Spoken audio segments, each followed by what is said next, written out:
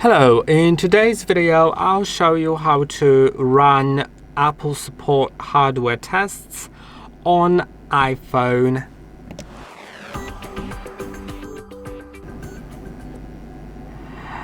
In order to do it, you can enter the Diagnostics Mode, which can be entered in two different ways, although one of them requires you to have a charger with you, and not all chargers will work. I'll talk about that in a moment. The other one requires you to run iOS 27, which isn't currently publicly released. It's only in beta testing mode, so if you have an iOS 27 beta installed, you probably know about it.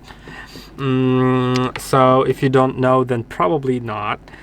Or if it's September already, if you're watching this video on September 2026 or later, then there's a high chance you have iOS 27. So I'll show you that method first because it's easier and it always works. And then I'll show you how to do it with the other method. Then I'll show you how to use the Diagnostics Mode. So first, let's turn off our phone by pressing and holding on the power and either of the volume buttons. Then slide to power off. And now wait at least half a minute to make sure your phone is fully off. Even if the screen is off, it may not still be fully off, so make sure it's fully off. Then start pressing and holding on the power button and keep holding even if the Apple logo shows up. If you continue holding, it will say continue holding for recovery. Then, once it changes to loading recovery options, you can now release the power button and wait until it loads the recovery options. Once it loads, you will see this screen. Then you can click on Diagnostics Mode and click on Restart iPhone. Now it will start restarting, and in the meantime, I'll get to the older iPhone to show you how to do it on any iOS 18 or newer, so iOS 18, iOS 26 or iOS 27, but it requires a charger. That charger charging cable can be plugged into your computer or a charger, but if it's plugged into a charger, it is recommended that it's at least 18 watts. The charger is quite fast, otherwise it may not work. So that is the problem with it, that it may not work with some certain chargers. You may want to try a different charging brick, and then maybe it'll work. And now for that, you'll also need to turn your phone off by pressing and holding on power and either of the volume buttons. And now slide to power off and also wait at least half a minute. Don't plug in the charger to your phone just yet. Plug it into your computer or the charging brick and keep it close. After about half a minute, you can now begin to press and hold both volume buttons and not the power button. Don't touch the power button, just press and hold on both volume keys. It's pretty difficult to do, so what I recommend doing is to remove the case. It's easier to press on those two buttons at once that way. Now, while pressing them, keep holding for at least 5 minutes, and while still holding, plug in the charger and keep holding those two volume buttons until you see the Apple logo. Once Apple logo appears on the screen, you can now release those two buttons. And now it's in diagnostics and repair on both phones. I'll use this one, but yeah, it should be basically very similar. You can change the language if you want.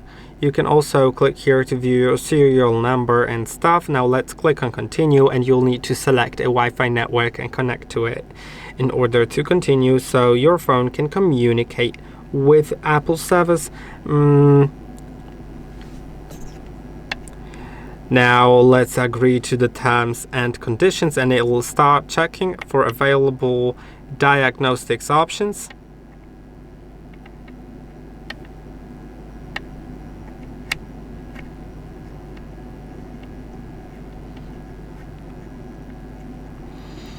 And now you can click on Run Diagnostics, and there are different things. I'll show you just the first one because it's the tool that checks most of the things on your phone.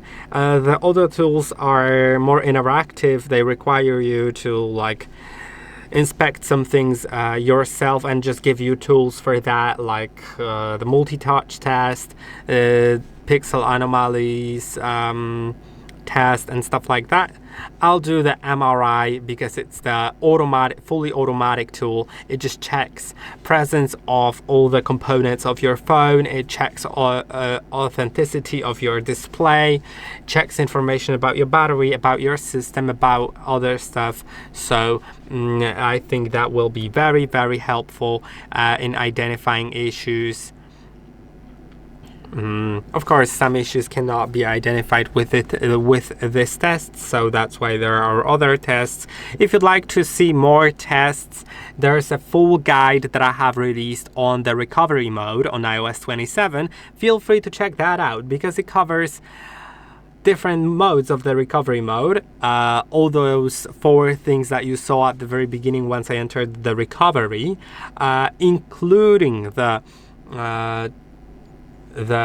diagnostics mode, and all the tests within that diagnostics mode are explained there. So yeah, if you need assistance with the other tests, feel free to check that out.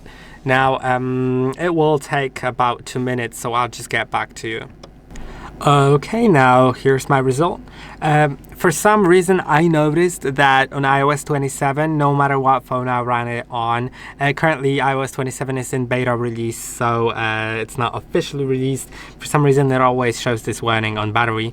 But the yellow warning marks a potential issue, not a known issue, not something that is for sure causing a problem with your phone, just something to pay attention to. And for example, the software, it shows me that the current OS version is a beta version, which may cause problems because it's not the official release. It may contain bugs and everything.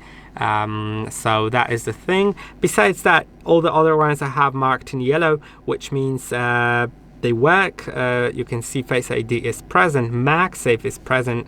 Some tests of sensors were performed. Wireless charging is also present. The display is authentic, and the camera as well.